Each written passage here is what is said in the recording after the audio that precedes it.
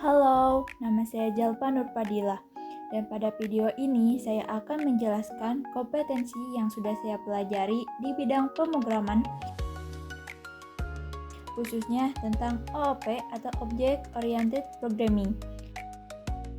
Yuk kita mulai dari dasar-dasarnya. OOP atau pemrograman berorientasi objek adalah paradigma pemrograman yang berfokus pada pembuatan objek. Objek ini merupakan gabungan dari data yang disebut atribut dan fungsi-fungsi atau yang disebut metode yang bekerja sama. OOP membuat program lebih mudah dibaca, lebih terstruktur, dan lebih mudah dikembangkan dalam jangka panjang. Contoh sederhananya, kita bisa buat kelas mobil yang punya atribut seperti warna dan kecepatan, serta metode seperti jalan dan berhenti.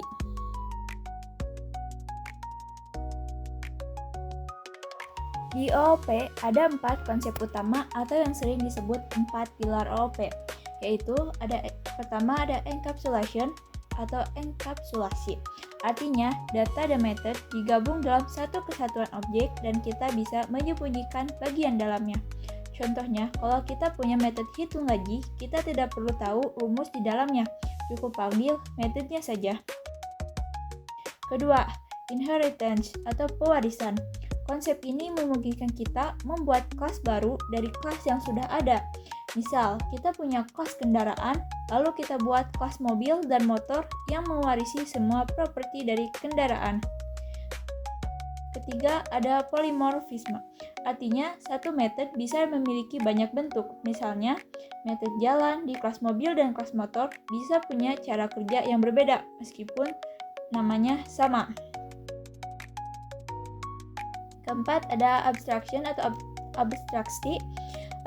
Abstraksi menyembunyikan detail yang tidak penting dan hanya menampilkan fitur yang dibutuhkan. Contohnya seperti remote TV, kita tidak tahu detail dalamnya, tapi cukup tekan tombol untuk menjalankannya. OOP penting karena membuat program lebih efisien, lebih mudah dikelola, dan lebih aman. Dengan konsep kelas dan objek, kita bisa menghindari pengulangan kode, serta lebih mudah dalam pengembangan tim. Selain itu, OOP digunakan di banyak bahasa pemrograman modern seperti Java, C++, Python, dan PHP. Bahkan framework seperti Laravel dan React Native juga menerapkan prinsip-prinsip OOP. Selama belajar OOP, saya telah memahami cara membuat kelas, objek, pewarisan antar kelas, dan penerapan metode.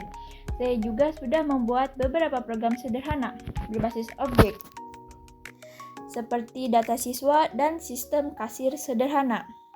Itulah penjelasan saya tentang dasar-dasar OOP yang sudah saya pelajari. Terima kasih sudah menonton. Sampai jumpa.